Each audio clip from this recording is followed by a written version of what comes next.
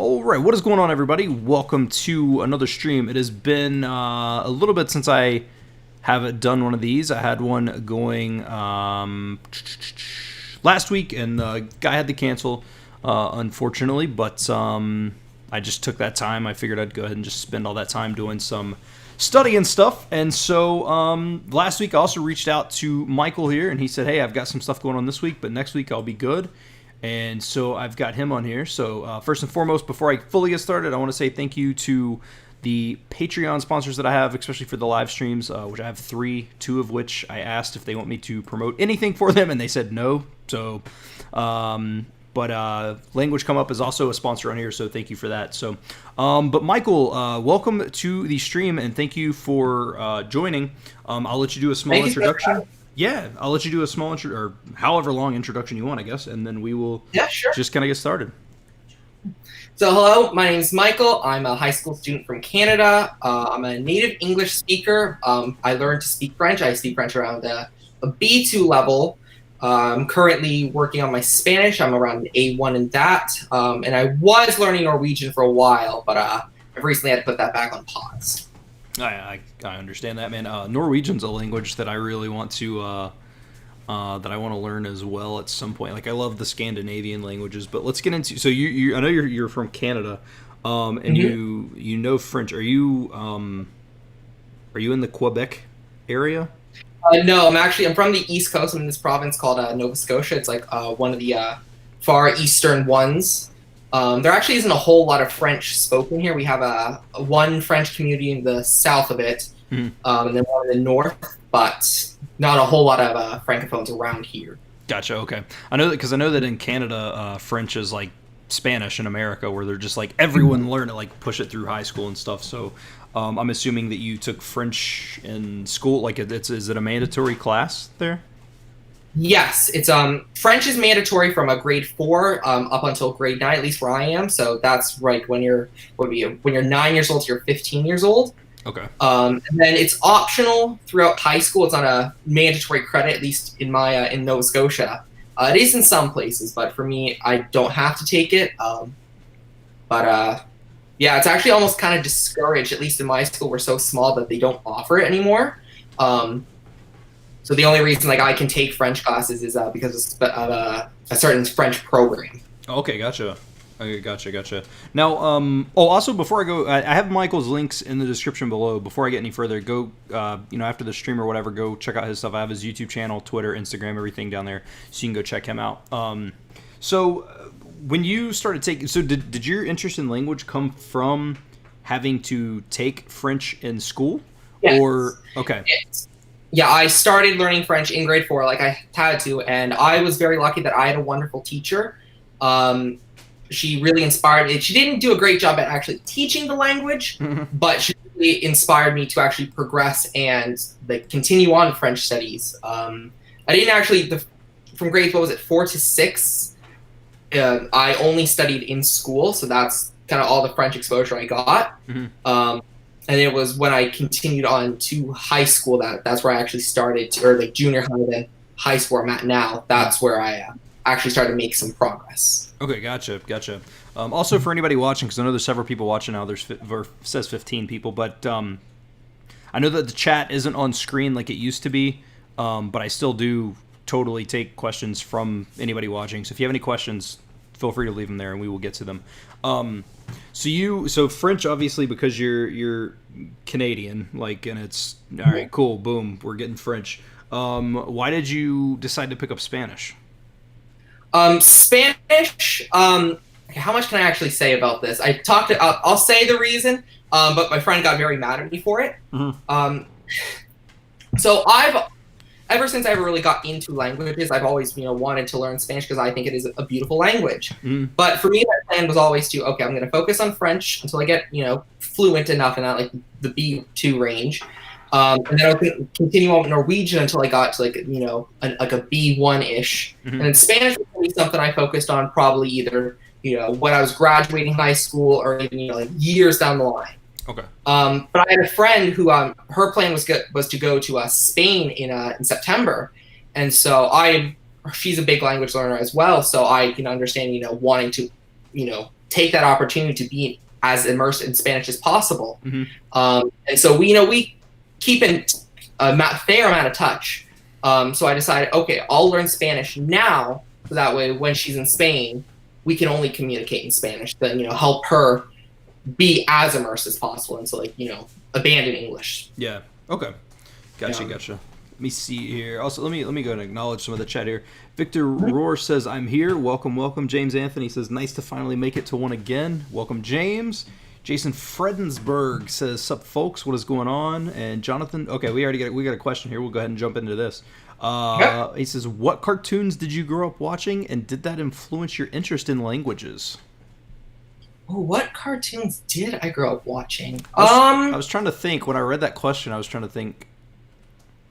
Go ahead. I'm reading that. I was like, the fact that doesn't just immediately come to mind is like alarming. But yeah, go ahead.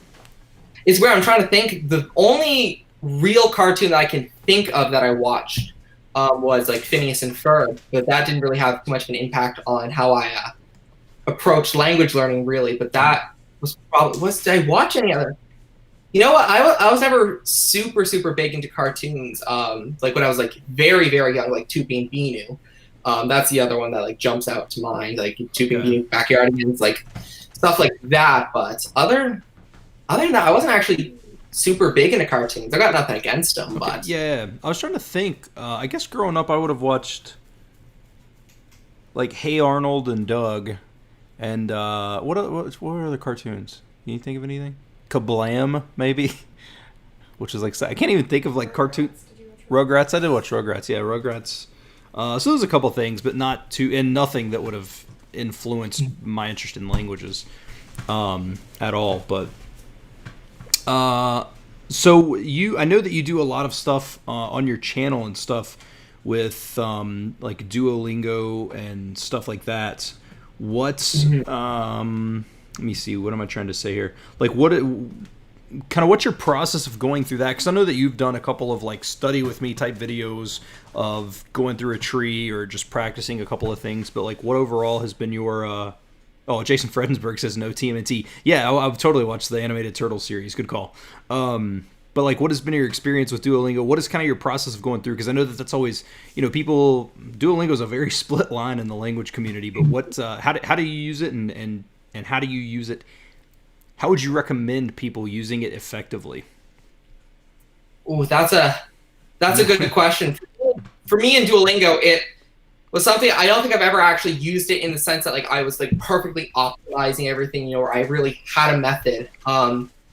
Pretty much my entire time with the French tree, I only like how exactly I just kind of like went by it, I would just because when I started with Duolingo French, there wasn't this crown system yet. Yeah. So I would like finish a skill, then I'd move on to the next one, then I'd move on to the next one. I would do a lot in a short period of time, and then I would take like 6 months off. Gotcha. And then I would do a lot again, and then I'd take a few more weeks off. And it was with Duolingo French, it was very scattered.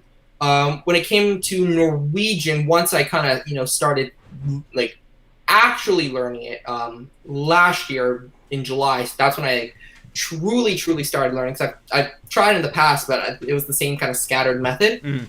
But what I would try to do was something similar. I think Duolingo calls it the hovering method, where it's like I would learn a skill, then I'd learn the next one, then I'd go back up the level, and then I'd kind of have this like I'd have the like level 5, level 4, level 3, level 2, level 1. Gotcha. And I enjoy that method. The only problem I have with that now is I found it very slow when it came to I was only doing one line at a time. And so as of lately when I use Duolingo, because I'm focusing on French now, my French is, it is like intermediate level. Things like using the Duolingo tree isn't super helpful anymore. But with like Spanish, what I'm trying to do is I'm trying to use this like a similar hovering method, but like go 5 lines at a time. So I'll learn like 5 lines of skills.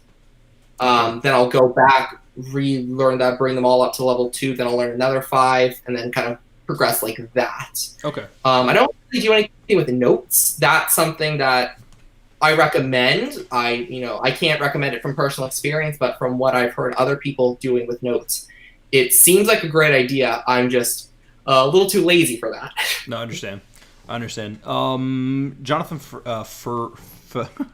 Ferreira. Man, I'm so bad at pronouncing names. Jonathan F. here says, is it true that French has more than 15 different verb tenses, or do I have that wrong? I know that they have a ton. I mean, because they have, I'm assuming, the same amount of Spanish, and Spanish has like 9 million. Yeah, there's definitely a ton. It might be 15. I'm not sure. I can.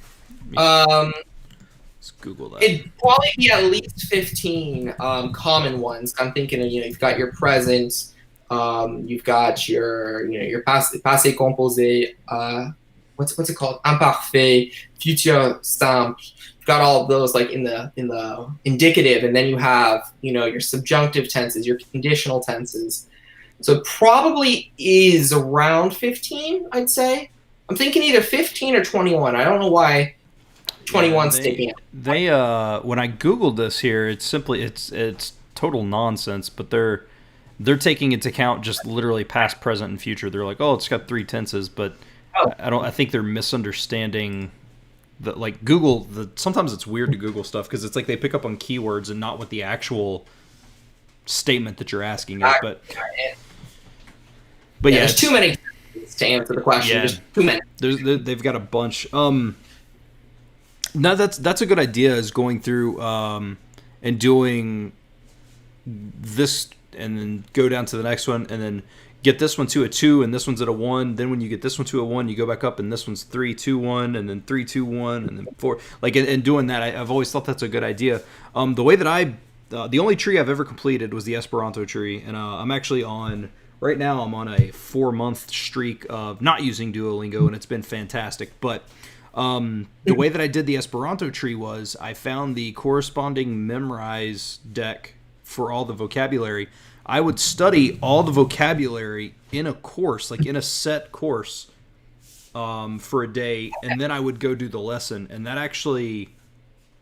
Oh, I like that idea. That's really cool. It really, really helped me. Now, the problem is not every course on Duolingo someone has made into a memorize course, but, that's whatever. People, can't complain about it. It's not...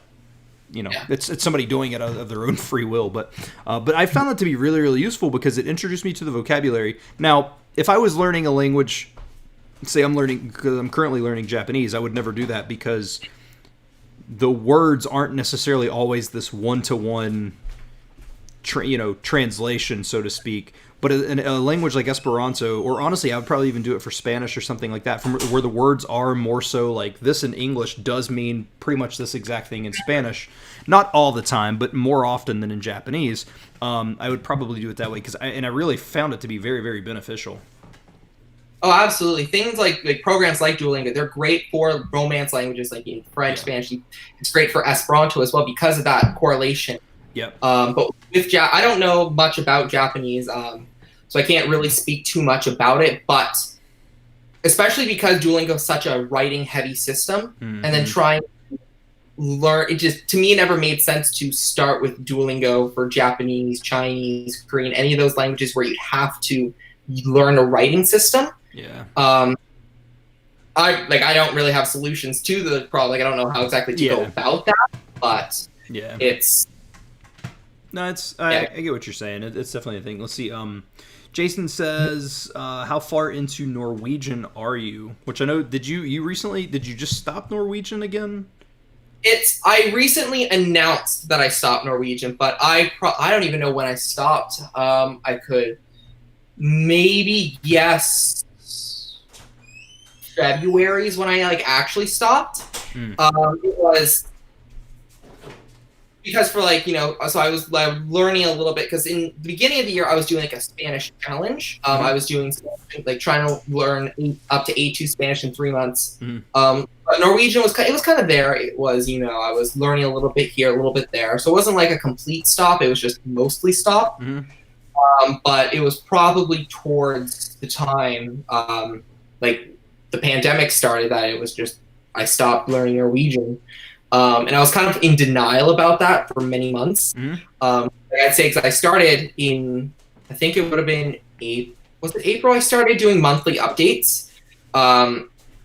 I think it was around the time you started doing MIA. I started that kind of inspired me to do monthly updates as well as what my languages are like, how they're doing. Yeah. And I would say like Norwegian, haven't done anything, but I'll do it next month. And then I kept pushing when next month was, and it was like I think it would have been maybe a week or two ago. Now, I'm bad with timelines, but a week or two ago I was like, it's not happening. It's not. No, I understand, man. I understand. Have you ever I'm not a salesman for it. I just I am just very curious to know. Have you ever looked into using mass immersion for any of the language, like for whatever language you would want to be extremely serious about? Have you ever looked into the mass immersion approach?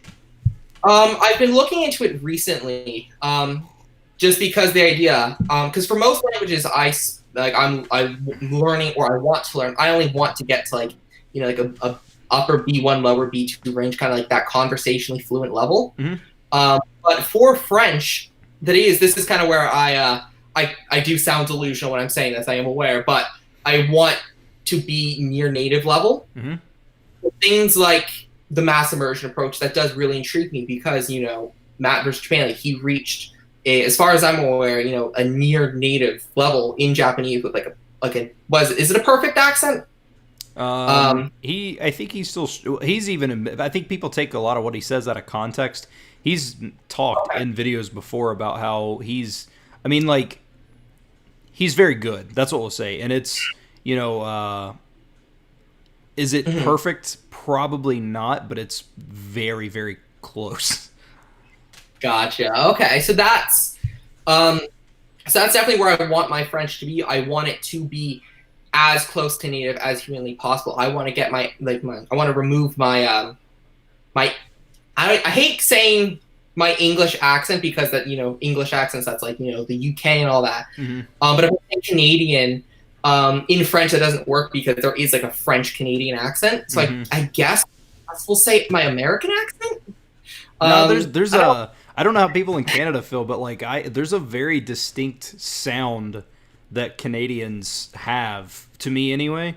Honestly, it even goes further up into the northern United States in terms of if you go to the northern part of Minnesota or North Dakota or stuff like that, probably I've never been to Montana, but I presume any of the bordering states, there's an accent, there's a Canadian. I'm sure that.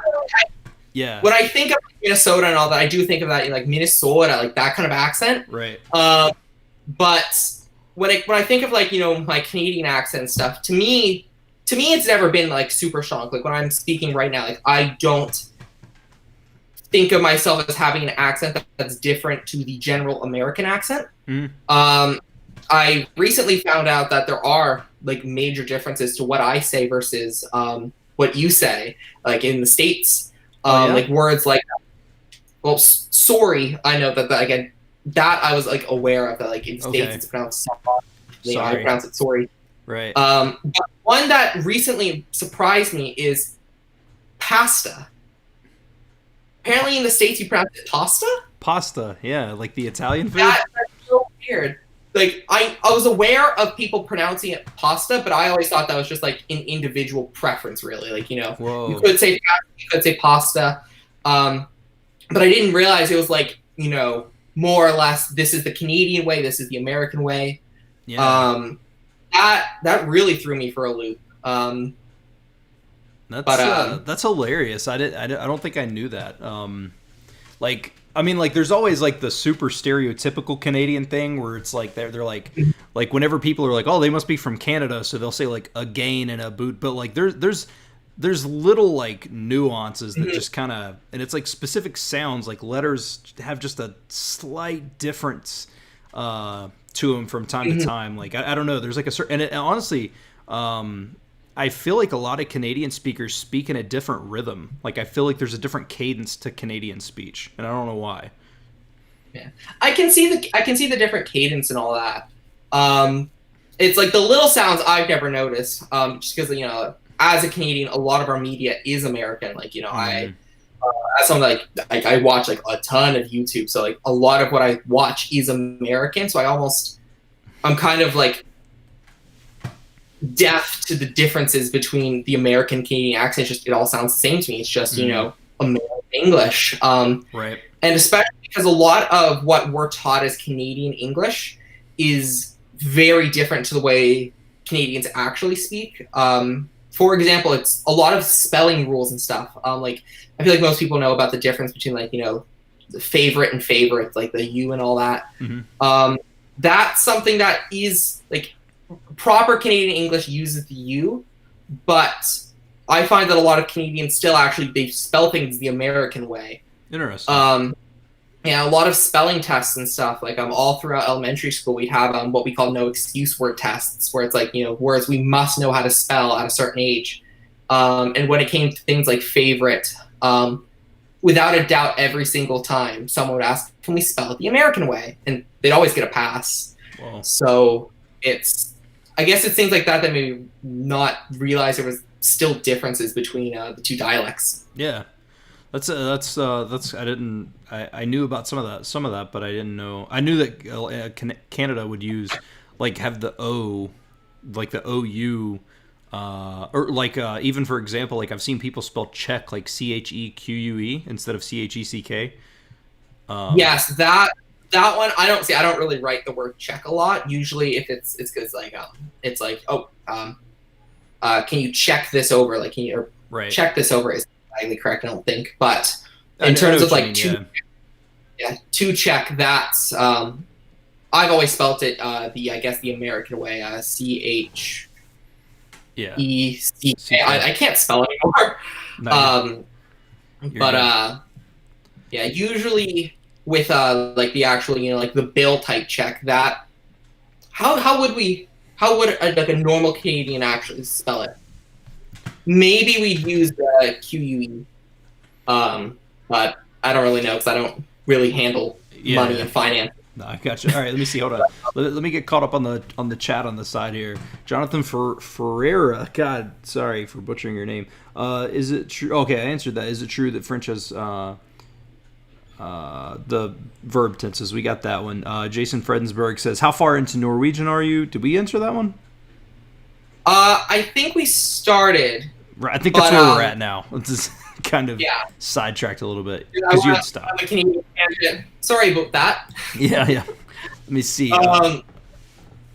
But in terms of Norwegian, how far I am, I made it to like an A1 level. So around Christmas time, that's when I finished my Norwegian in 3 months challenge, where my goal was to reach A2, but I actually reached A1. Mm-hmm.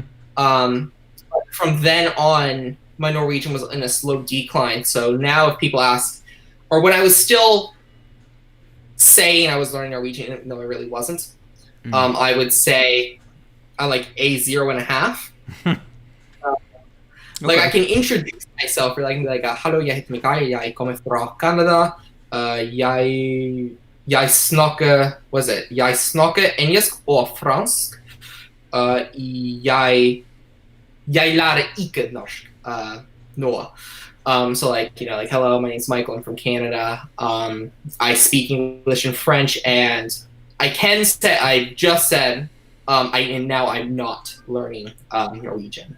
Gotcha. But it's little words I remember. Like I remember the word. I'm probably mispronouncing this now, but broa is bread.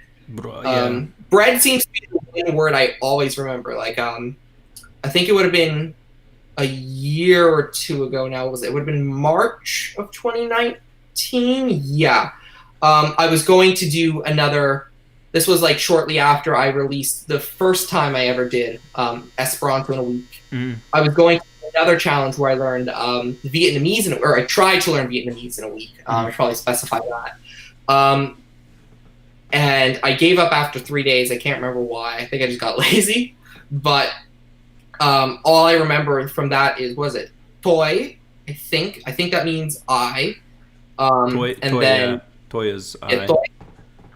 And then I'm gonna mess up the pronunciation so bad, but banh mi, bread.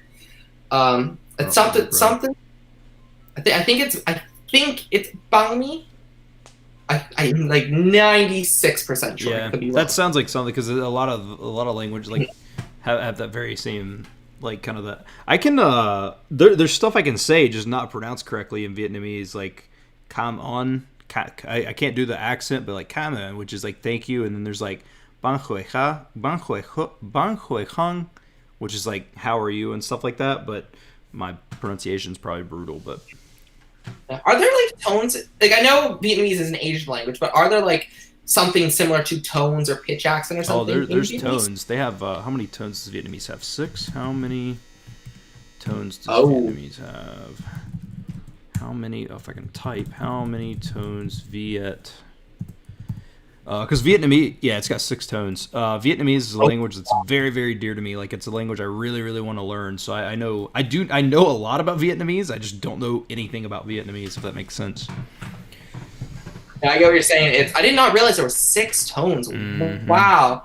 Yeah. That challenge. I'm glad I gave up now, just knowing how badly that video would have turned out trying to speak a language without knowing how any of it's pronounced. Oh man, it's such an amazing culture. I talk about Vietnam all the time on this channel. Like it seems like I always bring up Viet, and you would think that I'd be studying Vietnamese and not Japanese, because Vietnamese is probably like one of my favorite things, but Japanese has always had my heart, and Vietnamese is always like my fallback plan. Like you know what I mean? Like if that makes any sense. Like I do love Vietnamese. I gotcha. Do you plan on learning Vietnamese after this or after you? I'm not sure where I'm gonna go. Japanese will probably be for a while, just because I'm in a groove. I'm really having fun, and honestly, like, see, like normally in the past, before I was doing MIA, like if I would mention a language, like I'd be like, that actually sounds a little fun. Well, maybe after this, maybe I'll just dabble a little bit in it. But like, man, nothing grabs me anymore. Like Vietnamese probably is one of the closest. Vietnamese, Korean, but man, like I don't know. Like when I get off the stream, I'm gonna go do Japanese. Like nothing pulls me in anymore. It's real like to dabble. Like I'm 100% zoned in, focused on Japanese. It's really weird. Like that. I've still got a lot of those temptations to even not necessarily to dabble. Like lately, I've been feeling a bit of a pull to go back to Spanish and stuff. I've been focusing on French the past what is it? Today's Tuesday, so past like 4 weeks I've been focusing on French. Mm-hmm. But I'm like I'll get the urge to go back to Spanish and stuff. But most of my desires and where like it pulls me, it's just to return back to watching English stuff. I tried doing the 40 hours in 7 days challenge last week, and I found that I didn't. It's weird. Most people get this, like for you, it just encouraged you to keep going, do more and more. But for me, I found I actually got burnt out after like 4 days, and so then the last half of the challenge, I didn't do 0 French, but I probably would have done maybe an hour between 3 days. Gotcha. But yeah, I can see that. I think it's one of those things where people react to things a little bit differently, and honestly, I think it's one of those things of so many times of trying Japanese and then finding mass immersion approach, and I think if I would have started out of the gate trying to do 40 hours, I would have done it. But I think seeing where I was at a couple of months in and seeing how the system is working, and then realizing that if I just pay more time into it, it's going to make it better. I think that it was kind of a build up. Like I don't think I could have just jumped into it, but I think it was kind of a conglomeration of things. So yeah, no, I see what you mean, and I think that I thought that would have been how did Days of French and Swedish describe it? Like I thought it was going to be like a reasonable leap, but it ended up being more of an impossible leap than I expected. So well, it was 40 hours, but I ended up only doing around 15. So I'm definitely happy with that number just in terms of itself. Like 15 hours is like 3 times as much as I would have normally put in. But it definitely, in terms of the challenge, it was a tough one for me. I understand. All right, I'm going to read through some of the comments because I've gotten way behind on these. Let me read these, and then we'll actually jump back into that 40-hour 7-day thing. Sure. So Novian Cobb says Google is probably all right. This is back on those French tenses. This is Google is probably just counting the tenses and not the aspect. That is very true. Victor Trantz says I'm learning Norwegian. Do you have any advice for me? Ooh, advice for Norwegian. That's a tough one. I'd say just stick to any resources you can find. Just stick to it. That was a problem I had with Norwegian was I'd always just keep looking for new things to try, new things like, and once the novelty wore off, then I'd go back. I just kind of stop. Yeah. But if you can find, because there's a few resources I really did enjoy. Well, Duolingo is a resource. I still think that can be beneficial. So there's a bit more of like a word-to-word word-to-word correlation like we were talking about earlier. Yeah. Norwegian, what is it? NorwegianABC.com. It's either ABC or 123. I can't remember. But it's an audio course. I think there's around 20 lessons. They're each around 30 minutes long. It kind of works through some grammar, some sentences. I was expecting something like Pimsleur, but it didn't end up being like that. It was kind of like just working through a slideshow. I still think there's tons of value in that. Also, there's some pretty good memorized courses. I'd say if you can find something like the 5,000 Most Common Words, I think that was one I was taking. But really just sticking to the resources you can find, because there's not a whole lot, so you just really got to take advantage of what you can get your hands on. Yeah, I can agree with that. Sticking with the resource. Don't jump from Duolingo to Memrise to Mango languages to Link to all this stuff. Yeah, you just got to kind of pick one or two and kind of stick with it. So let me see. James Anthony says, this is back on the Canadian pronunciation, which he is Canadian as well. Apparently Canada is huge for me. A lot of it is Canadian raising. It's a specific way to pronounce vowels. That's exactly it, for sure. That is, and it's I didn't realize how bad Canadian raising was, because like you've got the stereotypes like the aboot thing. That's like prime examples of it, and 9 times out of 10, like that's not, we don't raise that highly. But usually we'll say about. Closest I think you can get with a Canadian accent is you'll get something more like a boat. Like my father, he's from Newfoundland, and Newfoundland, they've got a bit more. I'm gonna mess up history a lot here, so no, any history buffs, I'm sorry, but I believe it was Scottish settlers. I think it was the Scottish that came over. Might be the Irish, but I think it was the Scottish in Newfoundland. And so even to this day, they've still got a bit of an accent, or a bit of like that Scottish type accent. It's definitely diverged a little bit, but I could see that. But they'll say something more like a boat.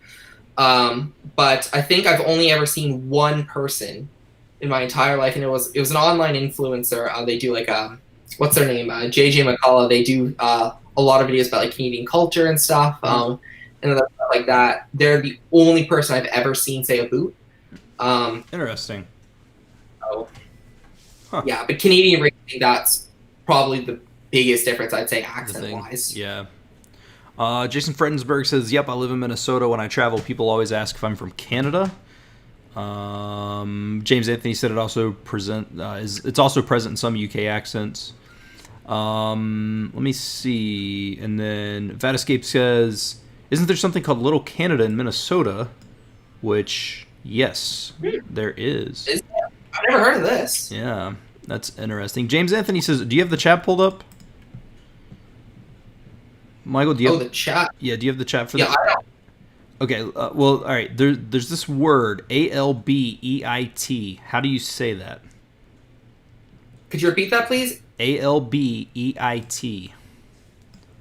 I think. Hold on, I can send it to you in the Google chat here. See, yeah, that'd be great. Boom. See, when you're spelling it out, I think it's albeit. But looking at that, I'd want to say albeit. Albeit. Yeah, that's albeit. That's what I would say as an American. Yeah, I've never seen that word, to be honest. Like, I've heard of it, but I have no idea what that means. Like, let me see. Trying to think of a good example. Like, hey Trey, are you listening to me? Try to think of a way that you would use albeit in a sentence, and then like send it to me in Messenger, and I'll say it on here. Let's see. Yes, there is. Hello, Cloudy. Howdy. Hello, Ada. Hello. Oh, Wanya. I feel the same. Oh, wow. Sanskrit has 9 tenses and 9 verb conjugations for each tense. Oh, okay. That's the language I'm not learning now. Yeah. I'm good. I will probably. I try not to say I'll never learn a language, because my opinions will change. Like Korean for a while was a language I never really had an interest in, but a few months ago I was looking at like, you know what? Like it looks. It looked really interesting. But Sanskrit, I'm good. I can confidently say, and hopefully I'm not losing my words in a few years, but I'm not going to learn that. All right, I got a sentence here. He was making progress, albeit rather slowly. So it's like... Oh, it's that word. Yeah. Oh, okay. So that's the one, I think, downside to language learning that I've ever really had was my English has completely changed and it's gotten worse, to be completely honest. I used to actually be a pretty good speller. Like I could, I never really had too many troubles with that. But since I started learning French, I can't spell anymore.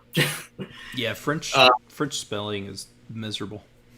Because you pronounce the first 3 letters, and then are there 2 letters after, or there's 16 letters after? No one knows. We don't pronounce them. Exactly. You just pronounce half the letters you think are there. Just squint. It's insane. Let me see. Ada says, I realize that I can only study 3 hours a day, either grammar or immersion. After that, I get tired. I don't know. I know there's different opinions on that. I don't really know. I know that, I've done 6 hours of active study in a day. I think it's fatigue, but I think it's because you don't understand it. You just kind of have to get yourself, like, especially when you're first starting out, you kind of just have to do 3 hours, and then the next day try to do 3 hours and 10 minutes. And then once that's working for a little bit, do 3 hours and 20 minutes. You just slowly build yourself up. Exactly. That's something I think I got. I think that was my problem, was and this is, I think, just like a problem with my motivation as a whole, is I'll go through phases with language learning, and that's why I think it took me so long to reach the level of French I have. Like it technically took me 6 years, to learn French like a B2 level. 3 years I was actually studying, but I probably could have condensed it into maybe, my guess would be 2 years if I was just like consistently studying. But I won't study for a few weeks, or I won't study much for a few weeks, and then I'll, go really hard with French, or go really hard with Spanish, and then I'll just phase out again. I'll get burnt out. And that's been I finished, what was it? I think it was Saturday I think Saturday was my last day of the 40-hour challenge. And I just, like I said, I burnt out Wednesday or Thursday. So since then, I haven't done a lot of French immersion. I haven't really listened to much French other than ads and stuff. But that's. No, I don't know. Burnouts. I know. I understand burnout. And again, it's just something you just kind of gotta work for. You gotta figure out a way to work through it. So, language come up. Mark, Patreon sponsor Mark. There we go. His channel link is in the description below as well. He says, I just came across him on Instagram last week, and Seabolt has him on this week. Interesting insight on Canadian. I actually got the notification he subscribed, and I think what was so funny is it was 2 hours before.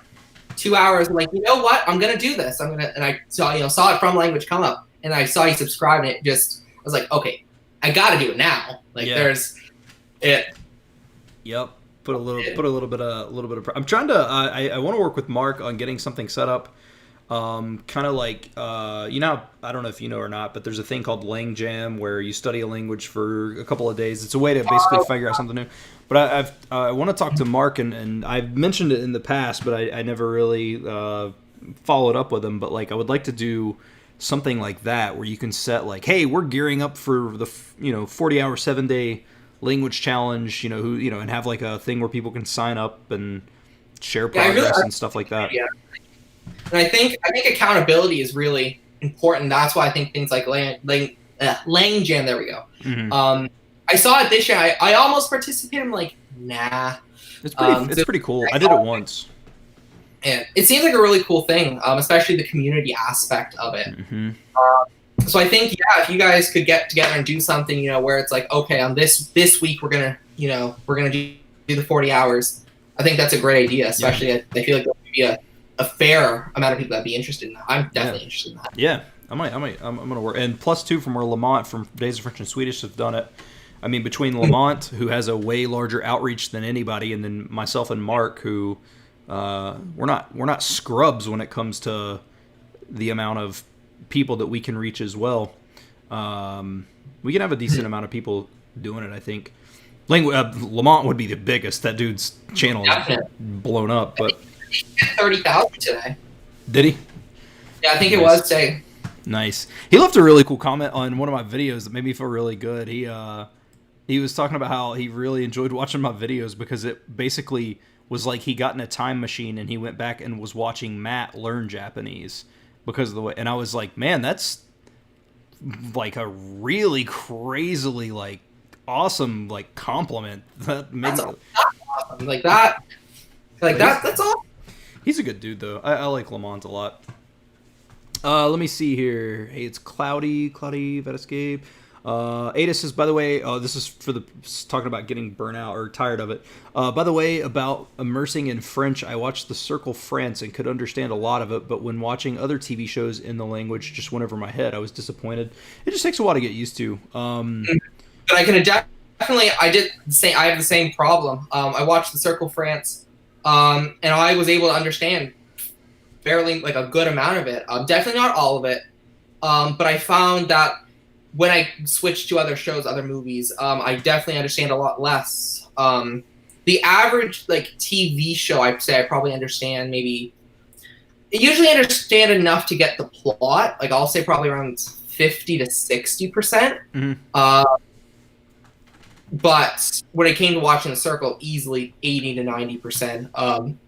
Especially if I was like actually focusing, because a lot of times I'm watching something, whether it's on YouTube or on Netflix, it's more passive. Like I'll be doing other stuff. I'll either, be cleaning or just not really paying attention, but I'd still be like with The Circle. Mm-hmm. And I think The Circle actually is is a great show to learn languages and stuff. I feel like because there isn't a whole lot of fast paced dialogue, mm-hmm.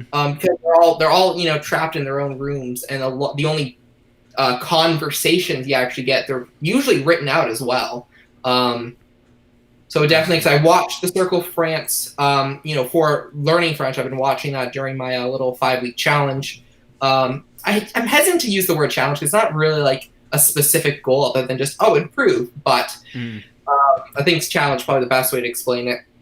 But I also watched The Circle Brazil for another challenge that I've got, or I'm just in the process of editing. I did another, I tried to learn Portuguese in a week type thing. Mm-hmm. So I watched it for that, and I found it was really beneficial, especially because, like I said, it's a lot slower. Yeah. Or it can be more slowed down. I don't want to say it's a lot slower because they're not speaking slowly at all. It's, yeah, Portuguese, they speak really fast and they speak really, mm-hmm. like I feel, and I know that Portuguese speakers would say the same about Spanish, but to me, as a neutral party, like Portuguese sounds like slurred Spanish to me. Like it's not like Spanish has a lot of those like crisp, like sounds. Like I can't explain it, but like, and then Portuguese, I feel like a lot of it just kind of more so runs together versus having like very distinct beginning and endings. Yeah, like written Portuguese isn't that bad in my opinion, as someone that like speaks conversationally fluent French, and then I'm learning Spanish, so reading it isn't too bad. Like it could be a lot worse, but listening to it and then actually trying to speak it, because one of my language exchange partners, we're both around a B2 in French. We just like practice together, but she's from Brazil, and so I was trying to pronounce her. Her name's Carolina. Is it? Yeah, Carolina. And so I was trying to pronounce it, in the like how you would in Portuguese, which is something closer. I'm gonna mess this up. What was it? Carolina. But the way I pronounce it is I because Portuguese is a lot more nasally. Yeah. And so I went too far, so I was like, good old English. it almost sounded Russian at that point, in my opinion. But and I think that's a problem I've got with accents as a whole. It's like I sometimes just like overdo it. No, I understand. I fully understand that for sure. And the way to fix that is just more content, man. Just drown in the content. Absolutely. That's what I love about the input part of a mass immersion is, especially there's like, you're not I don't want to say you're not allowed, but like you're not really allowed like in those first, how long is the input stage? I mean, you don't, I'm not 100% sure, but I know that you don't, like, because I haven't looked into the output stage yet, just because I'm not anywhere there. But as far as I know, I don't think you start outputting until you're even until you're I say conversationally fluent, but you're not outputting, but basically to where you understand what is being said like at a pretty high rate. Like I don't think you start outputting until that. And the idea is, see, there's a lot of arguments against this, but if you really think about it, people are like, well, you got to output. I'm not saying you don't have to output. What are you outputting if it's not in your head? If you don't know the language, what are you outputting? Exactly that, and I think that's what I like about and that's like that makes a lot of sense when it comes to like the MIA approach. And I think with methods like Benny Lewis's method, where you start with output immediately. Like I feel like that makes sense in terms of, like if your goal is to speak, like if you just want to be understood, then like, yeah, I guess it does make sense that like if all you want is to be understood, then I guess, yeah, practice that. Mm-hmm. But if you want to sound like natural, and that's, I think I really appreciate that about about MIA. Is that if you're not going to sound, if you follow it, you're not going to sound necessarily super unnatural. Yeah. It teaches you how to hear the words and stuff like that, and how they would, because in English we there's a lot of stuff that we say that runs together. So, I mean, like even you want to go to the store, you would know if someone spent time with it because they would say, do you want to go to the store, instead of being like, you want to go to the store. I didn't exactly. even say, those first two words weren't even words. It was yeah, you want to go to the store. Like you know what I mean? It's crazy, like how how language is like. I guess I'm gonna say supposed to be spoken. I know that's not exactly that's not exactly what I'm saying, but like the over pronounced, like the do you want to, like that's one problem with like traditional methods is like then you learn that and then you have to unlearn that really, to be able to learn how it's spoken. Yeah. Mm-hmm. And that's a problem I have with French a little bit is I went through like the traditional methods. Like I started my learning in school. And so I learned, I did learn do you want to, like that's how I learned first. It's like, tu veux aller, like I learned the very clear pronunciation. And that's why up until, what was it? So May 29th, 2019 when I started considering myself bilingual. Mm-hmm. So I started considering myself, I stopped saying I'm learning and I started saying I speak French. But it wasn't until like January of that year that I actually could understand spoken French, because I learned, the clear pronunciation. And then it wasn't as rough trying to unlearn the correct pronunciations for the more natural pronunciations, but even today I've still got problems with that. So yeah, no, I definitely get that, man. It's a struggle. Let me see. I found a way to immerse more. Oh, Cloud had given us an example of albeit. I found a way to immerse more, albeit in a convoluted manner. Victor said, how many hours do you study Japanese? I can tell you exactly how many hours I've studied Japanese since July the 6th when I started tracking. Let me go to my spreadsheet here. Now, I'm just going to give you my active. I'm not going to give you the passive. Actively, since July the 6th, I have studied/immersed 96 hours and 32 minutes. That's impressive. As someone that like really doesn't, and I love the fact that you like keep track, and that's something I wish I did more, and that's something I learned that I need to. I need to start setting timed goals. Yeah.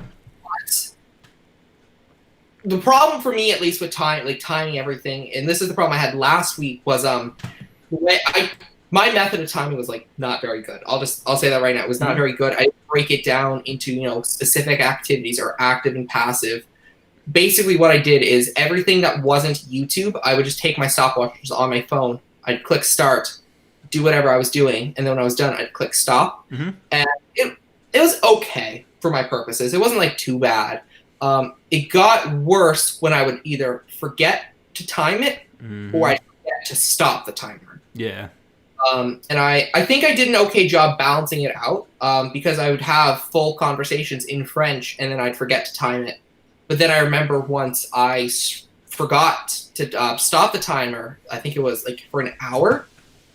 So I made sure to go back and do things to make sure I filled up that time. But so my 15 hours, I think it ended up being 15 and a half. I think that's what I ended up calculating. Yeah. I don't think that's totally off, but it was hard to figure out, okay, well, how much was it just actually empty time, where I didn't do anything, and how much of it was things I'm a big user of Tandem. I'm on there pretty often. But anytime I'm speaking in French on there, I wasn't timing that. Yeah. It's hard. Well, first off, YouTube, that's why I made a separate account for Japanese, because YouTube keeps track of the time that you watch, so I don't have to think about it. I just calculate it at the end of the day. Anki, for example, if you can see at the top of the screen there, it calculates how much time you have spent using Anki. So today, I didn't know that. Yeah. Is that on the desktop as well, or is that just for the mobile app? I think it's on the desktop. I'm not 100% sure, but Okay. But yeah, instead of being on deck, I just click all, and it tells me I've used Anki for 27 minutes today. So I've got that. And then, if I watch an anime, how long is the anime? It shows you at the bottom of the screen. Boom, 24 minutes.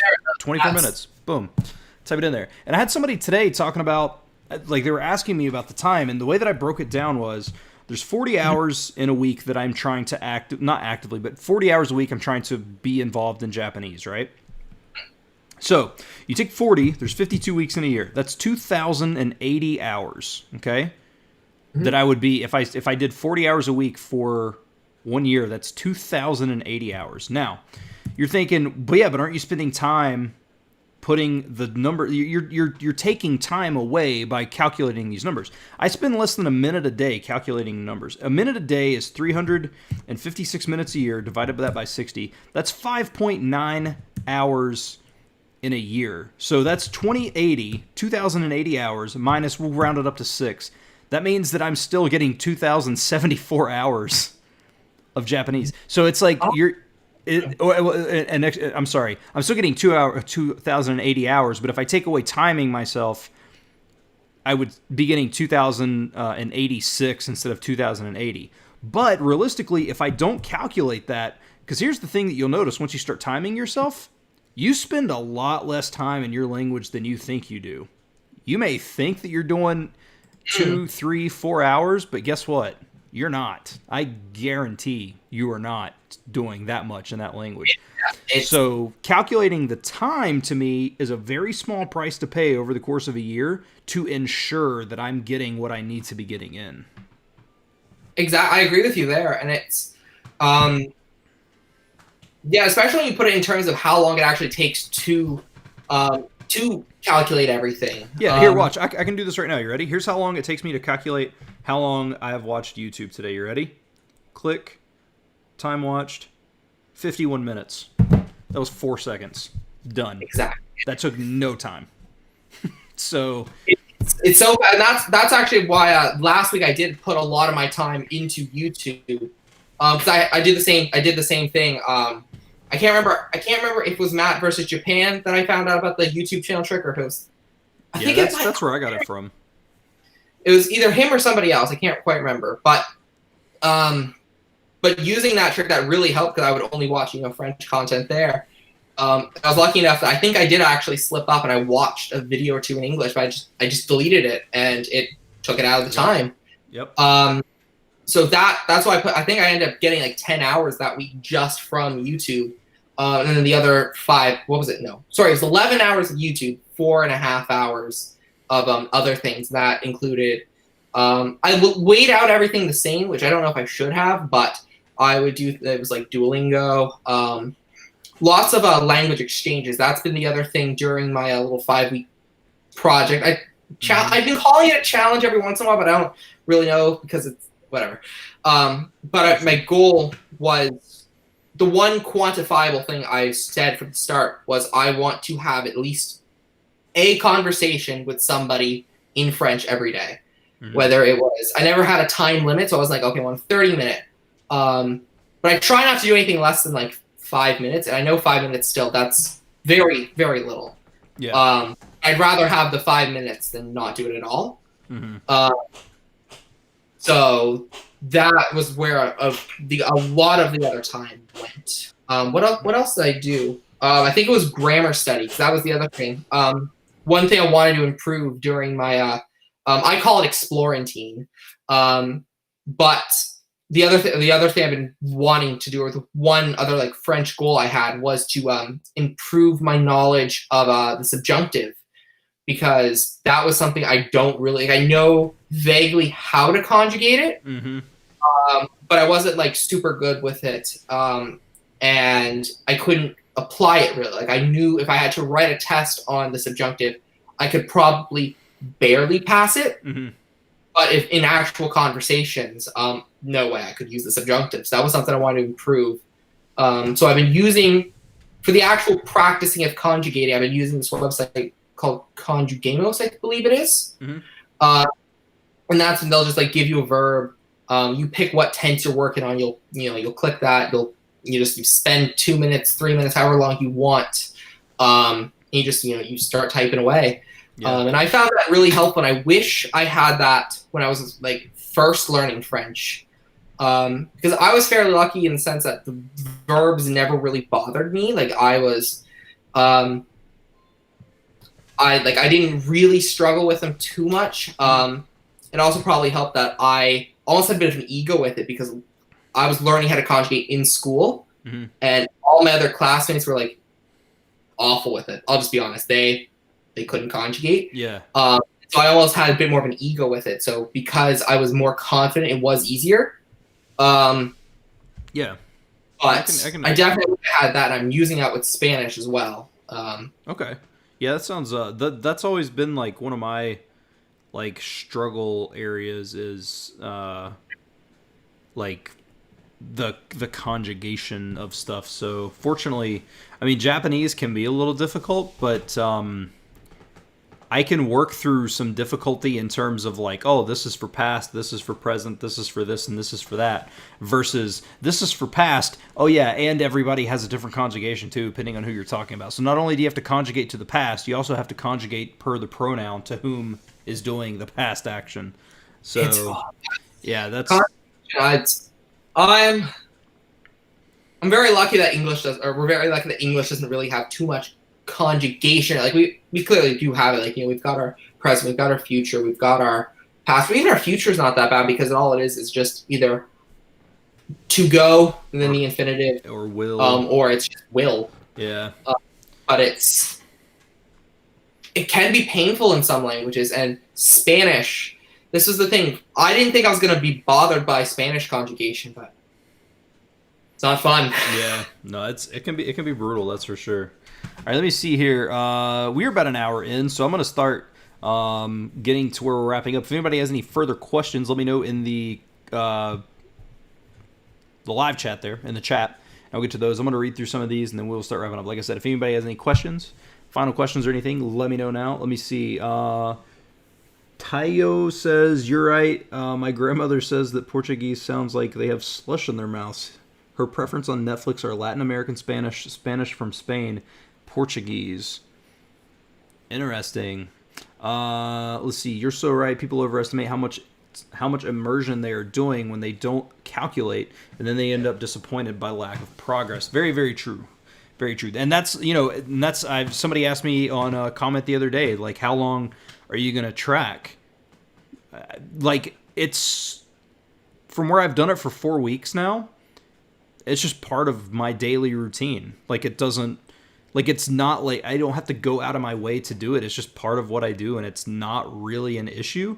So I would say until I get to a point where I'm understanding 50, 60, 70% of spoken Japanese, I don't see why I would stop. Because I know that the higher that number gets, right, the closer to 1,000 hours I get in, the closer to 2,000 hours I get in, the closer to 3,000 hours I get in, I just know that it's going to get better. So I'll probably just continue tracking because it's super Exactly. super easy. It seems like for you it is super easy, especially Yeah, in my spreadsheet, in my Google spreadsheet, you type in equals sum, and then you click on the cell. So like I click on basically just cell B, which is my study tab, and it adds all it up. You just use formulas, and I literally just plug the numbers in, and the formula does all the math and everything. There's no issue at all. Yeah, definitely. I probably should be tracking a lot more, especially I didn't realize Anki. I knew there were statistics. Mm-hmm. But for whatever reason, I never thought about the fact that there would be a time statistic. Yeah. I feel kind of silly about the Netflix thing. I don't know why I never, because I remember during that week I almost actively avoided watching stuff on Netflix just because, okay, well, I don't want to have to get my stopwatch out. There's a timestamp. How did I?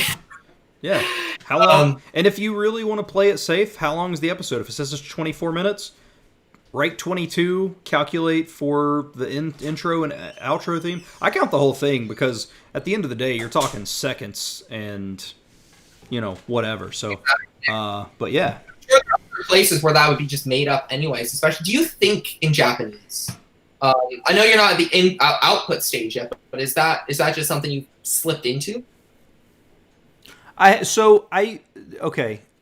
had a thing happen to me recently that I heard someone talk about and I didn't fully understand. Now, they were further in their journey than me, and I'm not saying that I'm more advanced than other people, but I also had before I started MIA, I had a somewhat of a base in Japanese before coming in. But I wish I could remember this example because this makes me sound like a liar, and I don't really care what people think, honestly, but this is something that genuinely happened. There was something that I was saying, and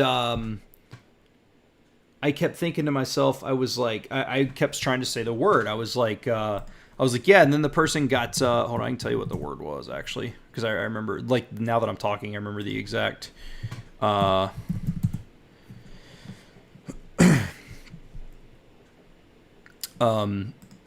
remember the exact situation. I was trying to tell somebody that someone was chatting with somebody, and for some reason the word chat went out of my brain. I could not think of it to save my life, and I was like, he was like, what are they doing? And I was like, oh, they were just, shabaru.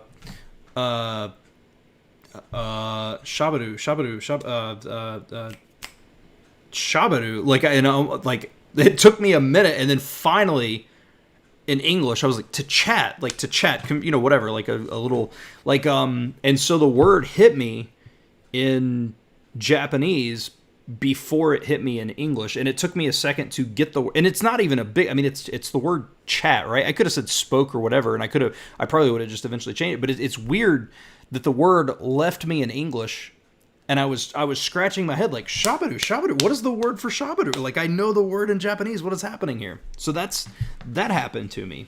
But there's occasional times when stuff will hit me and I just realize that I'm understanding it, and it's very, very, very few and far between. But it does happen, where I'm not thinking about it. It's just, oh yeah, okay, cool, and that's what they said. And then I'm like, oh wait, that was totally in Japanese. Okay, that was weird. But it doesn't happen often, but it is starting to happen.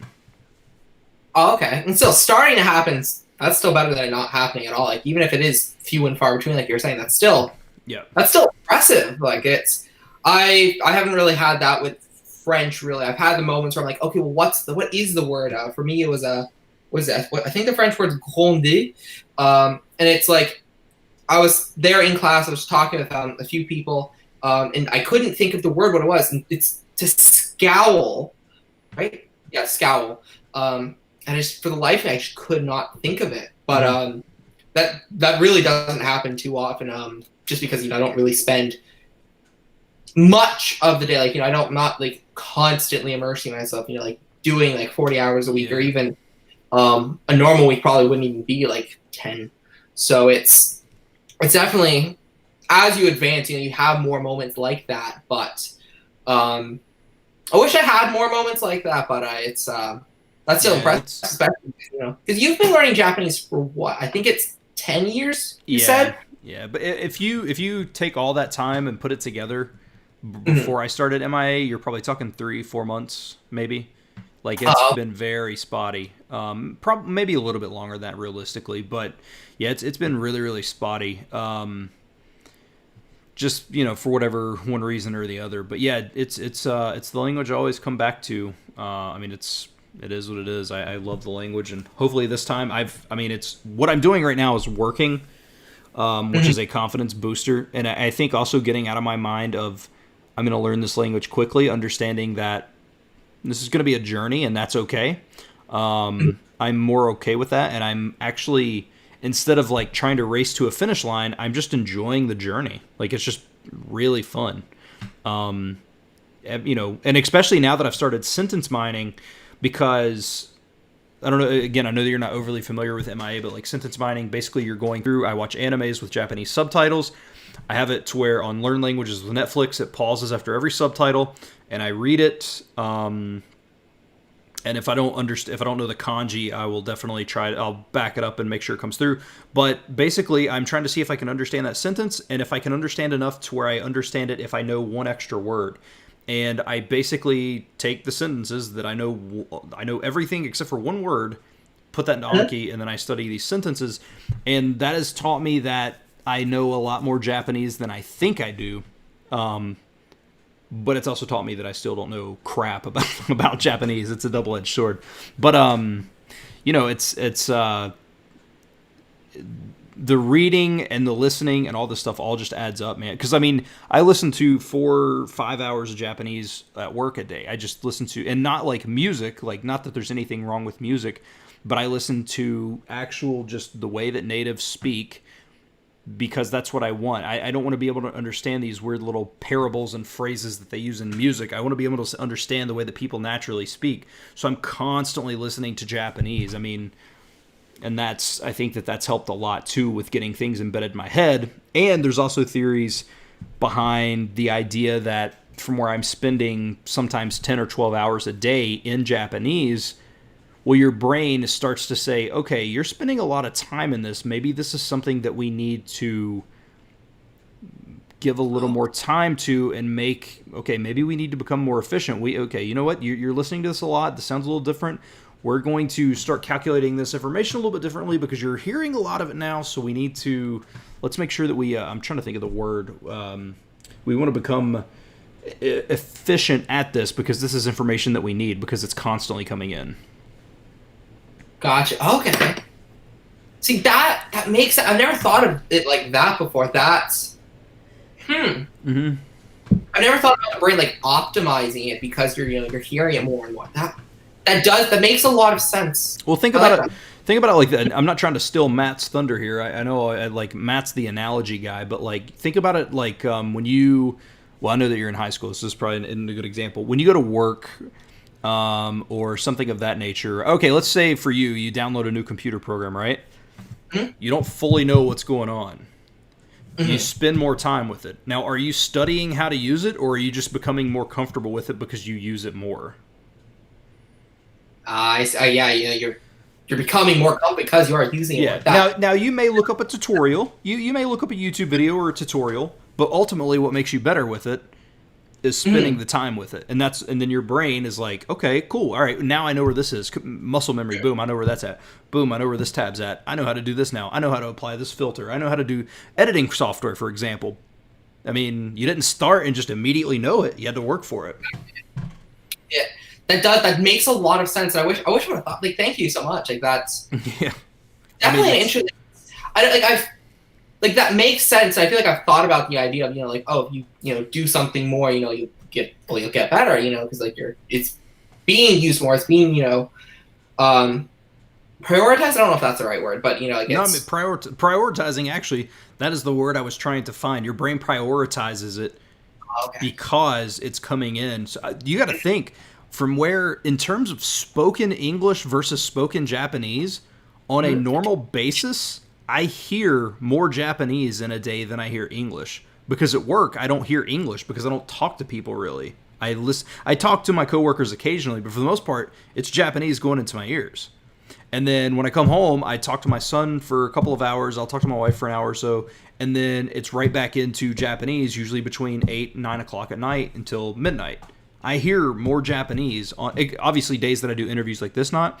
But on an average day, I hear more Japanese than I hear English.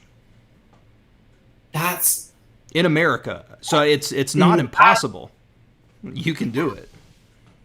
Like that's just incredible to me, especially as someone that like doesn't really put nearly as much time as I should. And that's what am I trying to say? I don't know what I'm trying to say, but like that's just impressive. The idea that you can spend so much more time, in a second language, especially like in America, where America it's very much English. It's now I've never been there, so I'm only going off what I've heard. But it's very much English. I've heard horror stories of people getting in trouble for using their native language, or being like having this. I don't want to say being discriminated, because that might be a little bit too strong what I'm trying to say, but I think that is using another language and it's not being well perceived by others. The idea that you are able to spend like the vast majority of your time, like 10, 12 hours a day, like, in Japanese, like that's crazy to me. Like that's impressive. I don't do it every day. There's days where I have ups and there's days where I have downs, but that's everything. But at the end of the week, there's one thing that's for sure, and that is going to be that I have at least 20 hours of active Japanese study / immersion, and there's going to be at least 20 hours of passive, where I just hear the language. So, I mean, 40 hours in a week is a lot. Especially you got to take, 24 hours times 7. That's 168 hours a week. So if you divide 168 by 40, if you divide 40 divided by 168, that is a fourth of the time in Japanese. Take out sleep time, stuff like that. I don't sleep. Let's say sleep 6 hours a week. That's, what is that? 6 times 7. 6 times 7. So that's 42 hours. So really you're taking 168 minus 42 for sleep, and then dividing that by 40. 40 divided by 126. So yeah, it's basically 33% of the time. So a third of my life is spent. At least a third now is being spent in Japanese. That was quick math. I'm not overly good at math. If I had I should have pulled that up on a Google spreadsheet. I could have calculated that probably easier by doing a formula, but that was just rough off the top of the head math. But yeah, man, yeah, you can do it. Because you got to think too. I mean, I know that sounds like, well, it's only a third of the time, but just because the other third of the time I'm not doing this, or the other third of the time I'm not, doesn't mean English is coming in. I could be doing other stuff like walking or playing basketball or something like that. Doesn't mean English is just constantly coming in. And still, even if it was the case where the other 2/3 were still they were all in English, that's still a third of the time. Like that's a heavy amount of time. At least as someone that thinks 40 hours a week is still very impressive. So like a third of the time, that's still a lot. Yeah.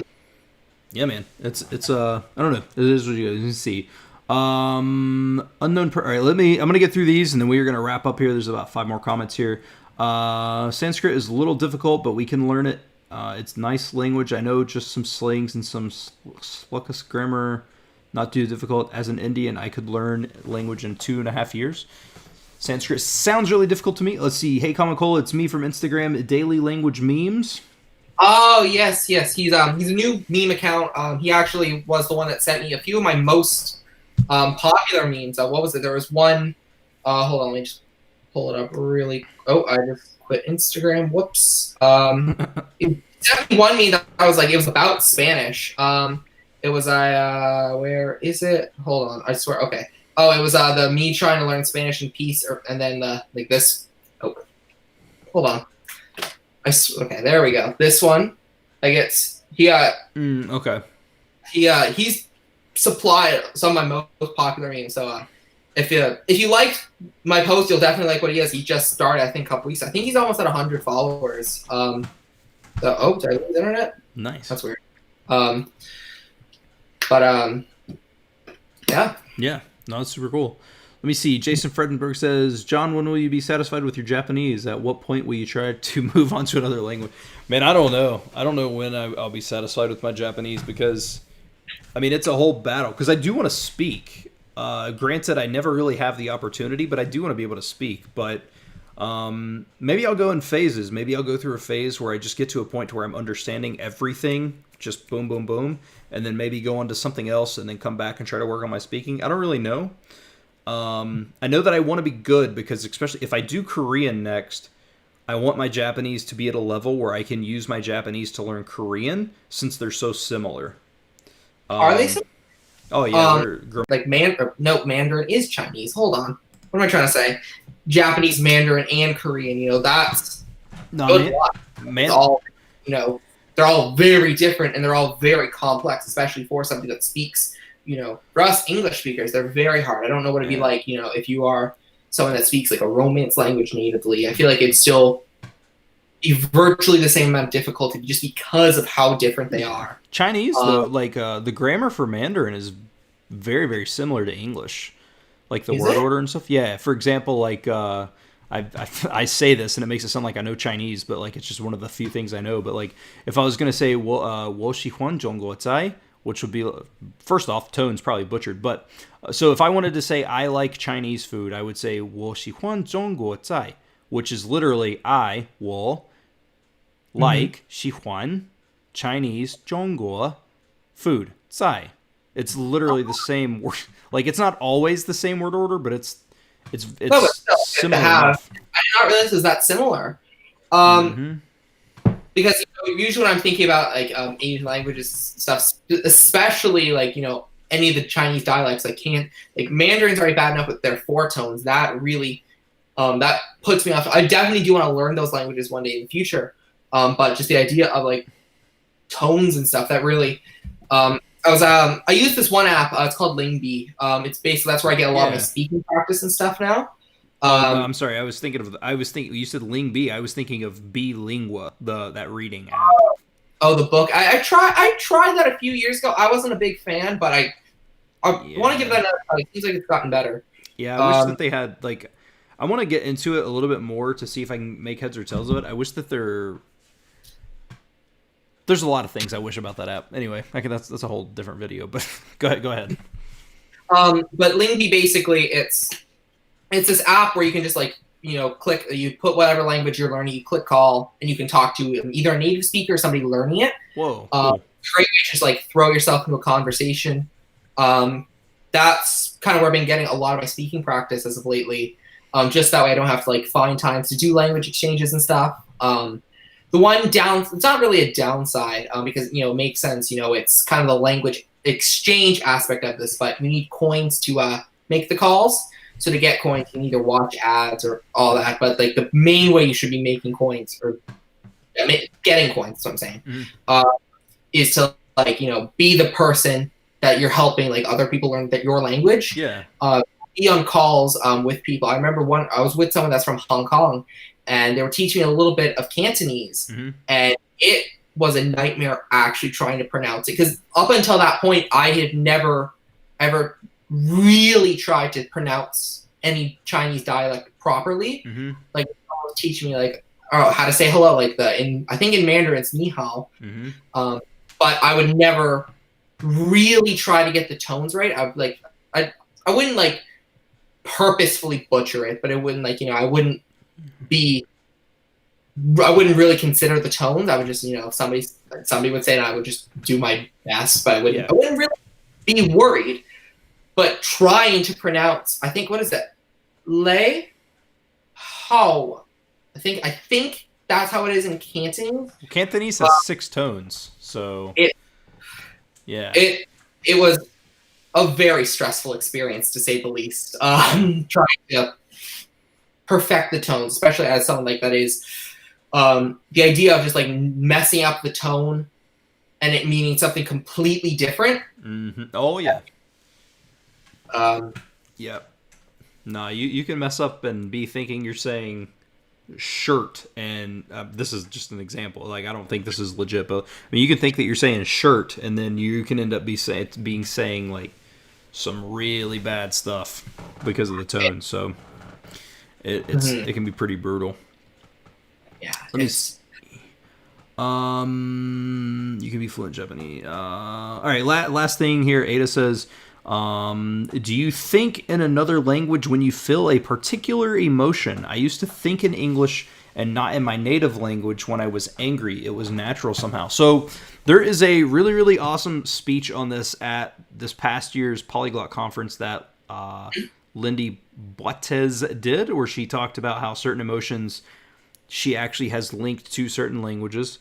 And it's a really, really cool thing. Today, August 4th was Lindy's birthday. So for Lindy's birthday, go look at that Polyglot Conference Lindy Boitez video. Do that for her birthday. Because it's really cool because it mocks. Now, the only thing that I have experience with that is if I feel like this emotion of like in English, and I don't know much Afrikaans, but the one thing that I do have an attachment to is if something's happening, and I don't know why it's so satisfying to me, but like if I don't say "oh my God," I'll say it in Afrikaans, which is "oh my genade." That's interesting. That's something I've never really experienced. For me, only really speaking, French as like the other language I speak. I grew up speaking English. I learned to speak French. I don't really have different languages associated with different emotions. Mm-hmm. But for me, it's usually with French, if I'm experiencing a strong emotion, like if I'm like very surprised, or if I'm angry, or if I'm very excited, my French will shift into a more Canadian style French. Because I'm a Canadian, so we have Canadian French, but I'm actually trying to speak more France French. Canadian French is a lot sharper, isn't it? There's a lot more like it's more varied. That's usually how I describe it. Standard French is it's very, very monotone. That's at least why I believe I sound a little off in French. Is I'm not very monotone, in my opinion, at least. Intonation is probably the biggest reason, but I think I'm pretty varied. So that's where I think the big difference between the two is, with Canadian French, you'll have sounds that are like, very open, and then you'll have very like low closed sounds. While in France, it's more, it's all more closed, like je ne sais pas, what would it be, je ne sais pas. But like in Canadian French, I'm messing up accents, by the way. I'm bad at doing accents in any language. In Canadian French, we like, ah, je sais pas. It's like, I feel like it's almost like it starts off a lot higher than in France, and then ends a lot lower, because like, you said pour. Okay. Instead of like pa. More or less, there's still definitely my accent. I think that's where a lot, and this is something I've learned over the last few weeks, is my accent when I'm speaking quicker apparently shifts into a more Canadian accent, which is something I didn't notice. I was always under the impression my accent was pretty good. That's what everybody told me. I was like, oh, your accent's pretty good. Like, you do sound French. And then over the last few weeks, I'm meeting more and more Francophones online, and there's like, yeah, your accent's good, but it's Canadian. Or, oh, no, it's still pretty American. So it's, right. yeah.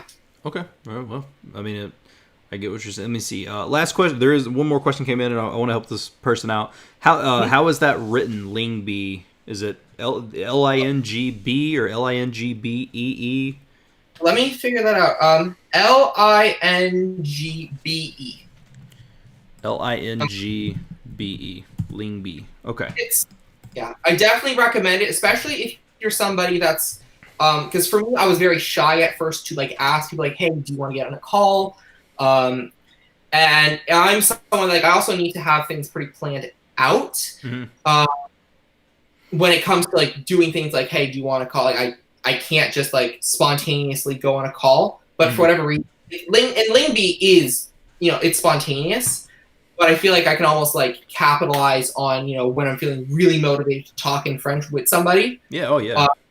The one problem I've had, because I actually used to like love Lingbe, like I used to be like a huge fan, and I still think it's a great app. But for me, there was a good couple month period where it just wouldn't let me receive calls. Like I almost felt like they were trying to do their best to not let me help people learn English. Yeah.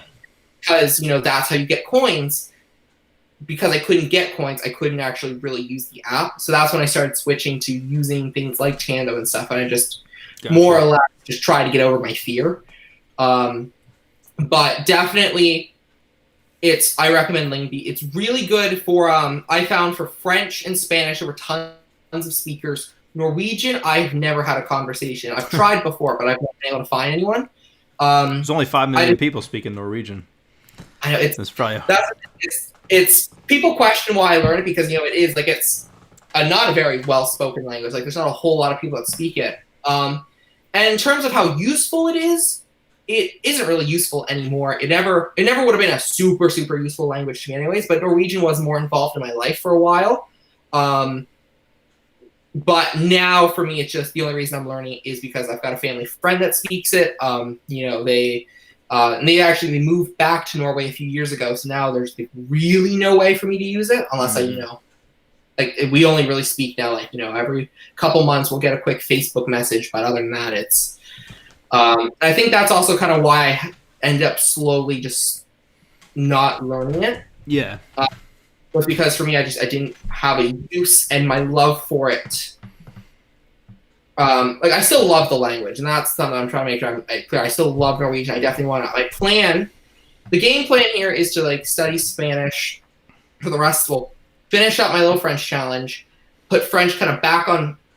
I don't want to say maintenance mode because it is. I still want to keep slowly building it up, but French we go back in the back burner, and then Spanish will take the main focus for the rest of the year, and then I'm hoping if I'm at a level that I'm happy with, I think that I don't want to say if I'm fluent in Spanish by the end of the year because I don't want to start throwing out I'd like to be at least an A2 by the end of the year. Mm-hmm. So I'm at an A1 now, and I think if I can really put enough time back in, if I can slowly start increasing how much instead of doing 5 hours a week of Spanish like I would before, start increasing that to 10 hours. I'd love to eventually get to a 40 hours a week, but I don't know how doable that's going to be, especially as I go back to school and stuff, and because I won't be able to do passive immersion really. I'm already stressed out trying to deal with the new COVID-19 regulations. I don't think then being able to add languages on top of it, even passively, it'll be very difficult. Sure. But I'd like, if I can get to, if by some miracle, really, if I somehow can find the time to put into Spanish to get it to a B1, then maybe I'll pick Norwegian back up. But I don't think I'll be picking it back up until I get almost fluent or fluent in Spanish. And when I'm saying fluent right now, I'm talking about in the B range. Mm-hmm. Because I know a lot of people say B2. So I used to say B2 was fluent for a while. And I know you don't use fluent, especially, that doesn't really, because everyone has different ideologies. I'll say it if I absolutely have to, but yeah, I'm not a big fan of the F word.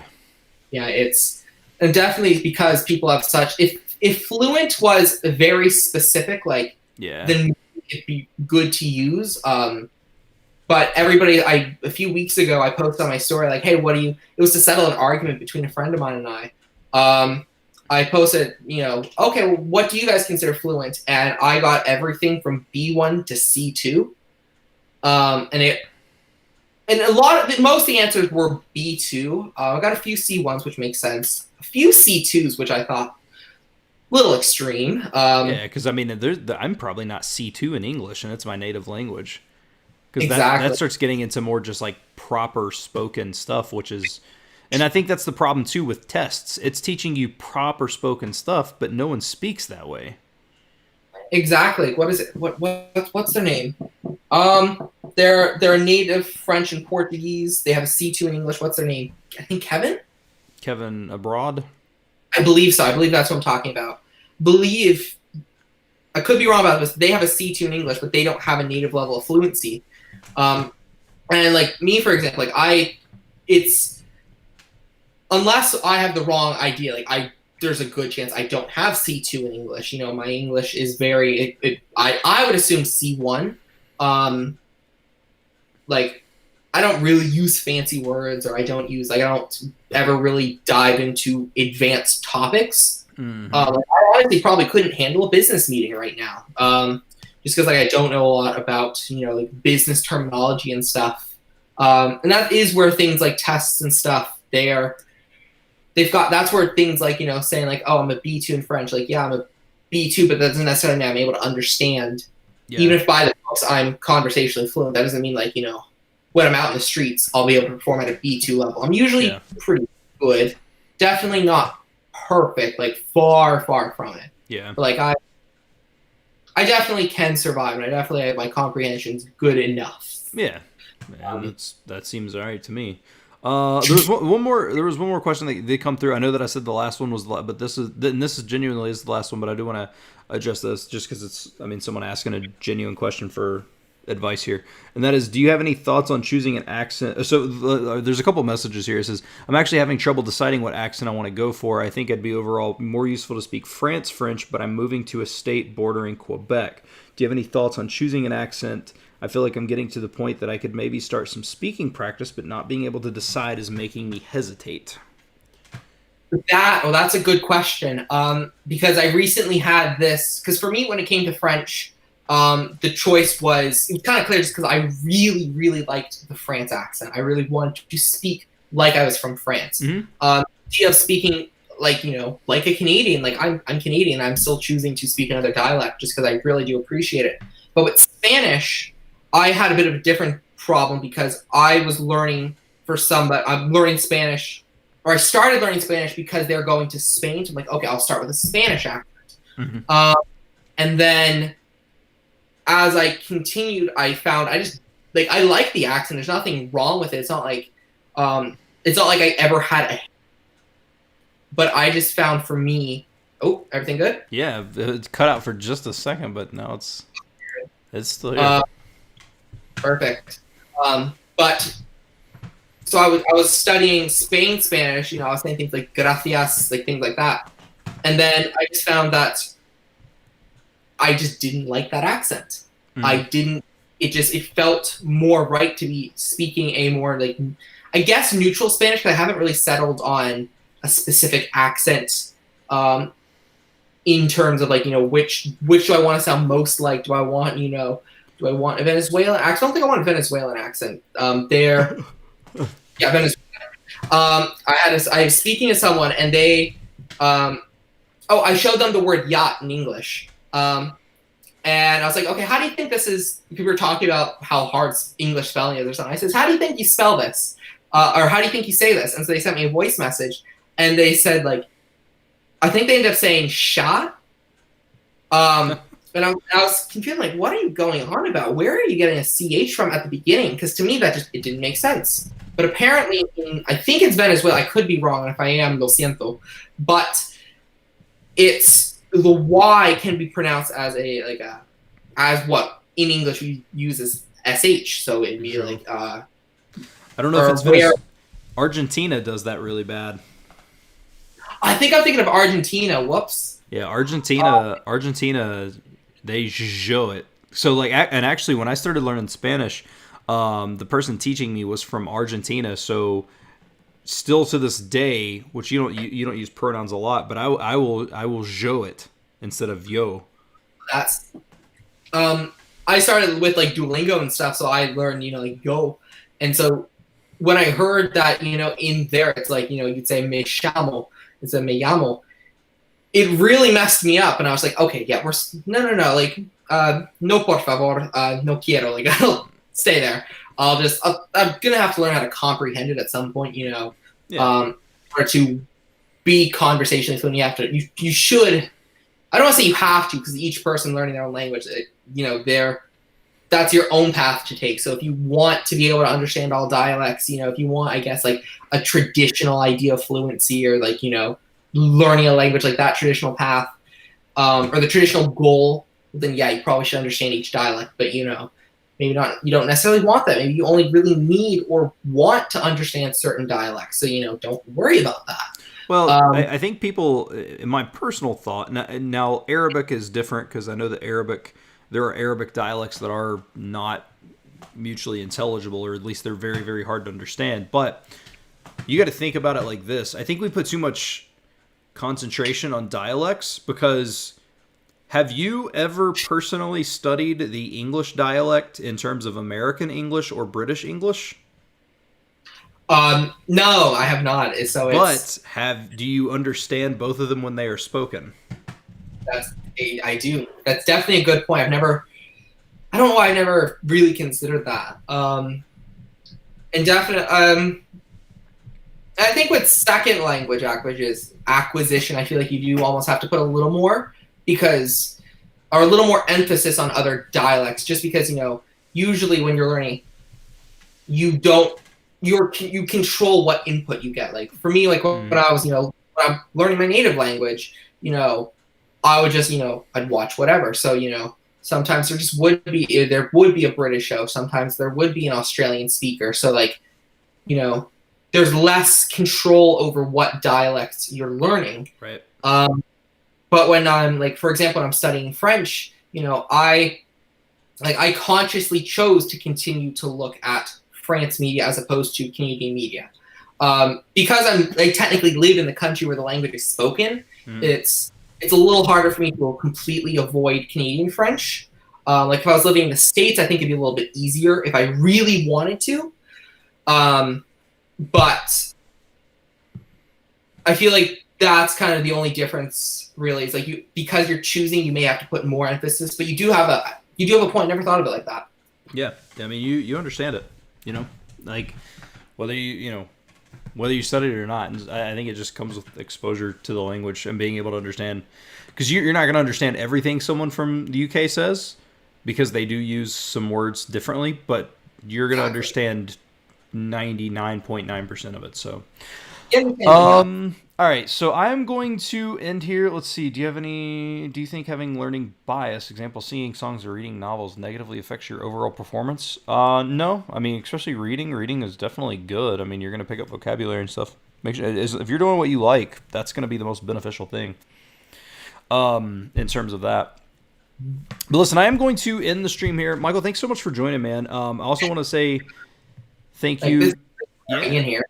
Yeah, man. Yeah, I do want to say thank you to my Patreon supporters as well. Language Come Up, and then there's two other folks that just had no interest in me putting anything on the screen. They just wanted to donate just to donate. So in terms of this specific perk, but thank you for that. And if anybody has any interest, I do have some exclusive content over there. Not like videos or stuff. I'm not like hiding stuff behind a paywall in that regards, but I did do a blog over there and stuff like that. So there's some content over there. Feel free to jump over there, and that is patreon.com/SeaboltSpeaks. You also totally don't have to do that. Just out there if you want to. But I am going to end this stream. Michael, like I said, thank you so much for joining, man. And links to Michael's stuff is in the description below. YouTube channel, Twitter, Instagram, which you are more active on Instagram than you are Twitter. Yeah, Twitter, I'm usually I mean, if you send me a DM there, I'll probably answer it. I'm usually I'm more of a looker there, but I'm very active on Instagram. YouTube I'm pretty active on, but yeah, if you want to get a hold of me, Instagram be your best bet. Yeah. So go check out Michael and all that stuff. And like I said, thanks everybody for joining. And yeah, Jason Fredensberg, good stream, guys. Thank you so much. Jason, also, I know that it's not in this perk. I don't think it's in this perk. Jason is a Patreon as well. I'll just go ahead and shout that dude out too. So, yeah, thanks everybody, and I will see you all in the next stream. And boom, end.